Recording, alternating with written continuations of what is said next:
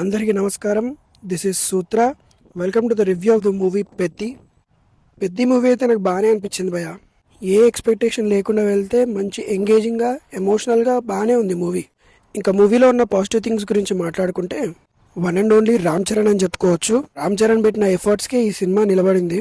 ఆ screen presence కానివ్వండి, the way he carried the emotions throughout the movie is the best thing in the movie అని చెప్పొచ్చు. And second thing AR Rahman music అని చెప్పుకోవచ్చు. Songs గురించి పక్కకు పెడితే బ్యాక్గ్రౌండ్ మ్యూజిక్ మాత్రం చాలా బాగా వర్కౌట్ అయింది. సాంగ్స్ మాత్రం వినడానికి బాగున్నా విజువల్గా అంత వర్క్ కాలేదు అనిపించింది నాకు. బ్యాక్గ్రౌండ్ మ్యూజిక్ మాత్రం త్రూ అవుట్ ద మూవీ ఎంగేజింగ్గానే అనిపించింది. కొన్ని ప్లేసెస్లో మాత్రం వర్కౌట్ కాలేదు అంతే. క్లైమాక్స్లో వచ్చిన సాంగ్ కూడా చాలా బాగుంది. ఎస్పి చరణ్ గారు పాడారనుకుంటుంది. అండ్ థర్డ్ పాయింట్ మాట్లాడుకుంటే డైలాగ్స్ అని చెప్పొచ్చు. మూవీలో డైలాగ్స్ మాత్రం చాలా బాగా వర్కౌట్ అయ్యాయి.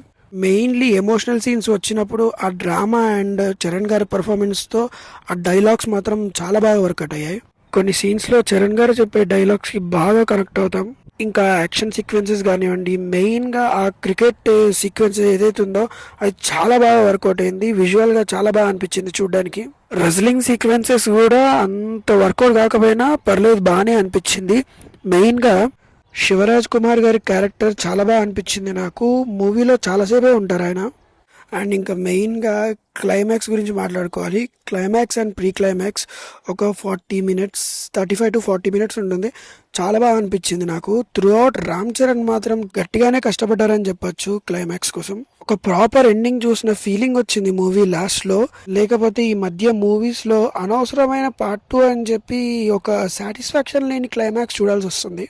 మీరు థియేటర్ నుంచి బయటికి వస్తుంటే ఒక సాటిస్ఫైడ్ ఎండింగ్ చూసామన్న ఫీలింగ్తోనే బయటకు వస్తారు, ఇది మాత్రం పక్కా. షార్ట్గా మూవీ ప్లస్ పాయింట్ల గురించి మాట్లాడుకుంటే Ram Charan, AR Rahman music, dialogue writing, action sequences, cricket sequences and మెయిన్గా ది క్లైమాక్స్. ఇక నెగిటివ్ పాయింట్స్ గురించి మాట్లాడుకుంటే చాలానే ఉన్నాయి భయ్య. రామ్ చరణ్ ప్రాణం పెట్టాడు ఈ సినిమా కోసం. కొన్ని సీన్స్లో రంగస్థలం కన్నా మంచి పెర్ఫార్మెన్స్ ఇచ్చాడు, కానీ మనకు అలా అస్సలు అనిపించదు. ఎందుకంటే చుట్టూ ఉన్న యాక్టర్స్ వల్ల. కొన్ని సీన్స్ తప్పితే మంచి పర్ఫార్మెన్స్ ఉన్న దగ్గర డైలాగ్ ఉండదు, డైలాగ్ ఉన్న దగ్గర పర్ఫార్మెన్స్ వర్కౌట్ కాదు అన్నట్టు అనిపించింది.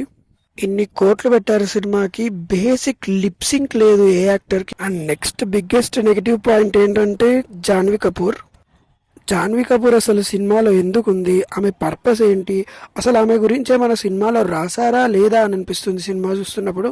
ఏదో బ్యూటీని యాడ్ చేసాం సినిమాలో అని అనుకుంటున్నారు, కానీ వల్గారిటీని యాడ్ చేశారని నా ఫీలింగ్. ఇది జాన్వీ కపూర్ తప్పు కాదు, జాన్వీ కపూర్ క్యారెక్టర్ రాసినోడిది తప్పు. పుష్పలో శ్రీవల్లి క్యారెక్టర్ ఉన్నట్టు ఉన్నా బాగుండేది, కొద్ది నిజంగా బ్యూటీ యాడ్ అయ్యేది. అండ్ జగపతి బాబు గారి క్యారెక్టర్ కూడా హైప్ ఇచ్చినంత ఏం అనిపించలేదు నాకు.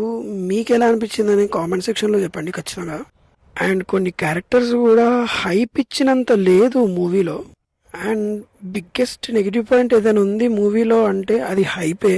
అనవసరమైన హైప్ ఇచ్చి ఎక్కువగా ఎక్స్పెక్టేషన్స్ క్రియేట్ చేస్తే మూవీకి వెళ్ళిన తర్వాత చూసినప్పుడు అంత అనిపించదు, కానీ జీరో ఎక్స్పెక్టేషన్స్తో వెళ్తే బాగానే ఉంది మూవీ.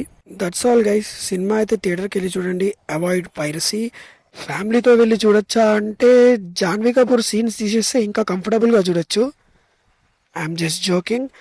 ఫ్యామిలీతో వెళ్ళి చూడండి, సినిమా బాగుంది, you will enjoy it. Like చేయడం మర్చిపోకండి. రివ్యూ ఎలా అనిపించింది కామెంట్ సెక్షన్లో కామెంట్ చేయండి. And subscribe to Sutra.